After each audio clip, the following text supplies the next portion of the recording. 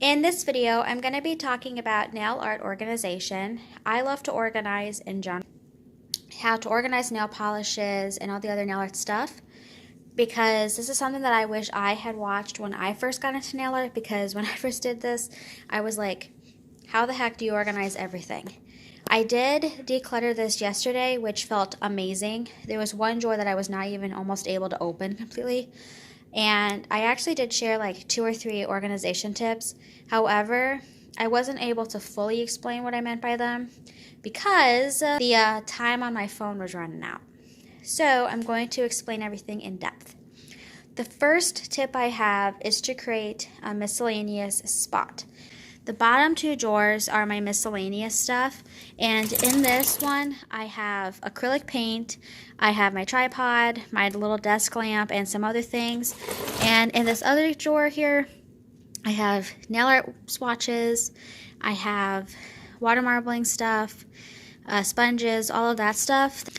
But that's the first tip, is to create a miscellaneous space. And when I say miscellaneous, I mean the nail art stuff that you still use but you don't reach for on an everyday to day basis. The next tip I have is to organize your nail polishes by color and by brand.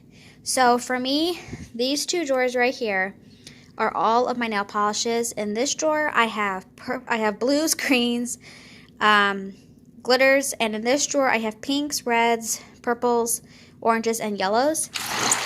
And everything in here is organized by brand.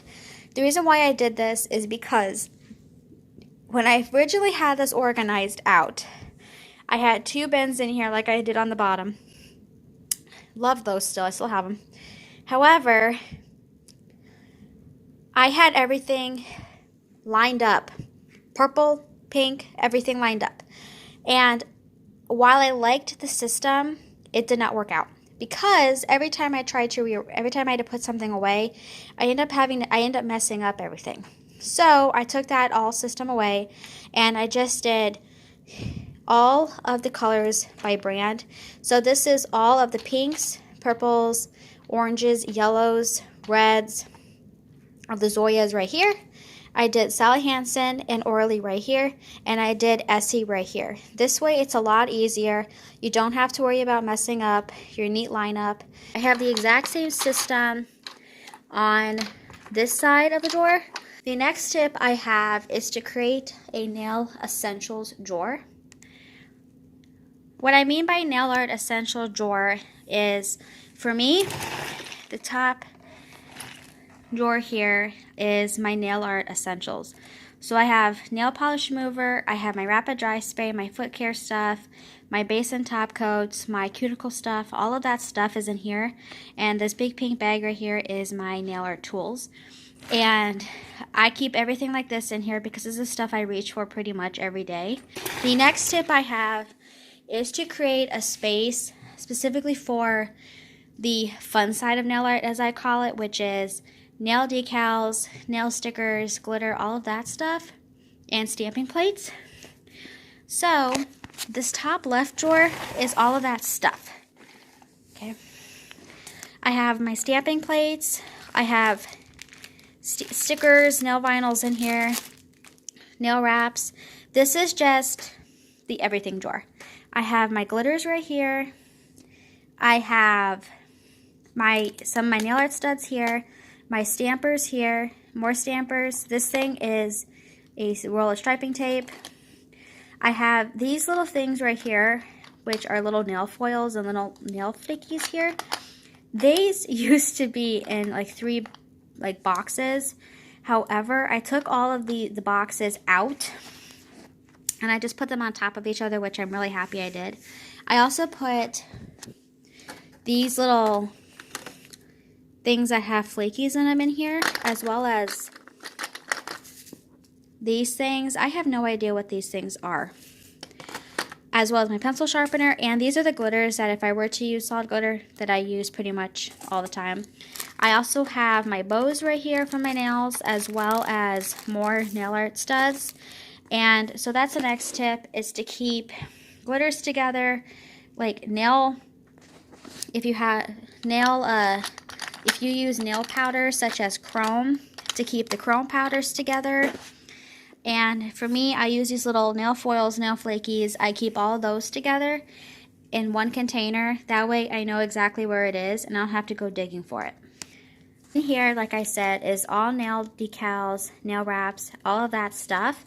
So that's kind of like another tip, is to keep all that type of stuff together. And if you can do it in a binder or in a little bag like that, then that's even better. And my next tip is to kind of like declutter these things by adding them to another container of this. So for example, I have these colorful little nail art studs that came in like these type of containers. And I just dumped the colors into here, and I created another one, and I was able to get rid of the other colors, or the other container, which saved me a lot of room, and I'm really happy that I did that.